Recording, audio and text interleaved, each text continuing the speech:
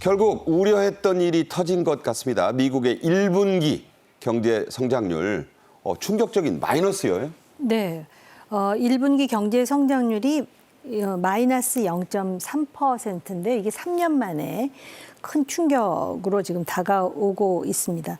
그다음에 시장 예상치는 0.4%를 크게 밑돌고 있다라고 하거든요. 그러니까 원래는 플러스가 날 거라고 그랬어요. 네, 그 직전 분기에 비해서 2.7%가 떨어진 수치입니다.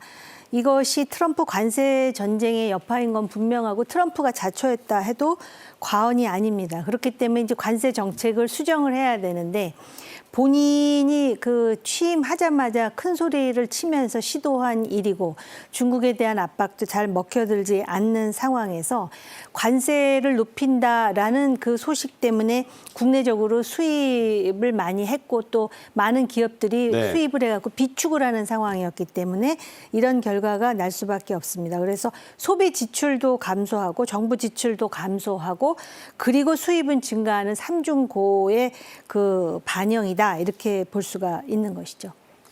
문제는 지금 나온 것처럼 저게 이제 제대로 안 하면 올 여름에는 정말 저 수치가 진짜 마이너스로 더 떨어질 수 있다는 거잖아요. 그렇기 때문에 이 관세와 관련해 갖고 정책 변환을 모색을 해야 되는 것이고 지금 그 중국은 트럼프가 기대했던 것보다 훨씬 잘 버티고 있는 상황 아니겠습니까?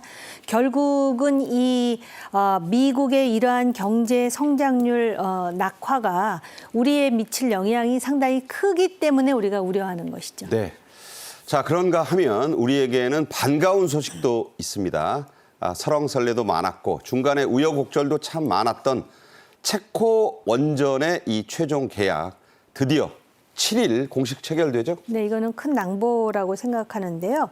2009년에 UAE 원전 수주 이후에 16년 만에 쾌거입니다. 바라카 원전. 네, 체코 신규 원전 사업이 26조 원짜리인데요. 계약을 지금 7일 날 체결해. 이게 MOU가 아니고 계약입니다. 본계약이죠? 네, 그리고 체코 총리가 이제 이것을 공식화했습니다. 한수원과 7일 날 체코 프라하에서 체결식을 개최하겠다고 피알라 체코 총리가 발표를 했고요. 1000메가와트급 원전 2기입니다. 5기, 6기 해서 이제 건설하게 됩니다. 네, 저게 이제 직전 정부 지금 거기서 이제 추진해 오던 것이고요. 2009년에 UAE의 바라카 수주 이후 말씀드린 대로 16년 만에 정말 큰일을 해냈습니다. 한미 조선업 협력도 본격적인 궤도에 오르기 시작했습니다. 미 해군성 장관 존 펠런이 우리나라에 왔는데 아주 여기저기 조선소도 많이 다니고 배도 탔어요. 네, 이 존 펠런이라는 사람이 해군성 장관인데 경력을 보니까 주로 투자사에서 많은 그 경력과 그 커리어를 쌓던 사람인데요.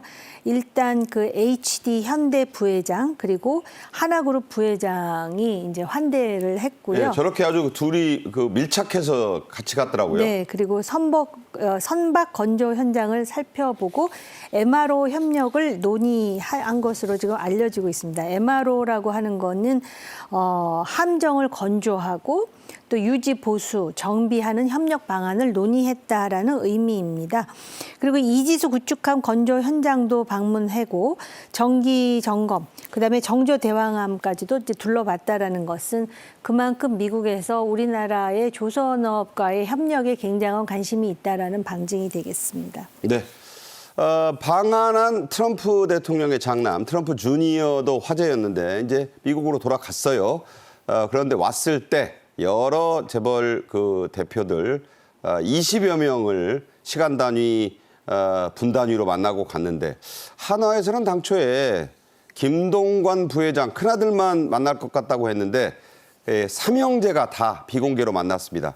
조선 얘기도 하고 에너지 얘기도 했다고요? 네, 그러다 보니까 아마 삼형제와 다 관련이 있기 때문에 삼형제가 트럼프의 큰아들을 만난 것 같습니다. 저것도 이제 화제가 됐어요. 네, 전용기를 타고 와가지고선 또 지금 트럼프가 생각하는 조선이라든지 에너지라든지 이런 것들이 전부 지금 하나그룹에서 추진하는 것과 맞물리다 보니까 특히 그 맏아들인 김동관 부회장이 미국 사업으로 확대하는 것에 대한 의지를 피력하면서 트럼프 큰아들에게 협력을 요청했다라고 합니다. 그래서 네. 지금 큰아들이 이렇게 비공식 경제 외교의 일선에 있고 그래서 아들이 1박 2일로 한국을 방문한 요 기회에 지금 그 조선소뿐만이 아니라 하나그룹은 특히 미국의 필리 조선소를 인수하고 지금 현지에서의 조선소 확대를 모색하고 있는 상황인데다가 하나가 또 태양광으로 유명하거든요. 그렇죠. 그래서 그런 거 관련해 가지고 아마 이야기를 나눈 것으로 지금 보여집니다. 네. 스콧 베선트 미 재무장관이 얼마 전에 그 워싱턴 DC에서 열렸던 한미 2+2 관세 통상 협상에서 한국은 매우 빨리 왔고 또 최상의 제안을 가져왔다고 했었습니다. 바로 이때 이 최상의 제안, 바로 이 조선업 협력 카드를 갖고 왔다 그런 네, 말이 나와요. 그렇게 알려지고 있습니다. 그래서 우리나라의 안덕근 산업부 장관이 구체적인 조선 협력 방안을 제시했다라는 것이거든요. 그래서 조선 해양 인력 교육이라든지 선박 건조와 관련한 협력 방안이 모두 포함이 되는데요. 이제 그 열쇠는 무엇이냐면은 이러한 카드를 가져왔을 때 관세 통상과 관련해서 우리에게 어떤 그 부담을 덜어줄 것인지 그거를 좀 지켜봐야 될 것 같습니다. 네, 구체적인 조선 협력 방안은 이 트럼프 대통령이 윤석열 전 대통령과 통화하면서 네. 이제 나오기 시작한 얘기고 네. 한덕수 대행도 이 문제에 대한 여러 가지 강조를 하고 어제도 만나고 이제 그랬잖아요. 네, 그렇습니다. 그래서 아마 미국 현 정부가 조선과 관련해서 굉장히 관심이 있고 그런데 관세와 관련해서 우리에게 이제 압박을 주는 상황에서 우리가 미국에게 줄 수 있는 카드가 바로 조선 협력이고요. 그리고 이제 결과는 아직 나오지 않았지만 미국의 재무장관이 최상의 제안을 가져왔다고 하는 만큼 그런데 지금 한국이 정부가 교체기 아니겠습니까? 그렇죠. 그러다 보니까 관세와 관련해서 한국에 어떠한 그 혜택을 주는지가 결국은 이 관세 협상이 성공했느냐의 여부를 가늠하는 가늠자가 될 것 같습니다. 네, 정부의 이런 움직임을 뒷받침하듯 우리 조선사들의 수주 실적 최근 아주 그야말로 눈부십니다.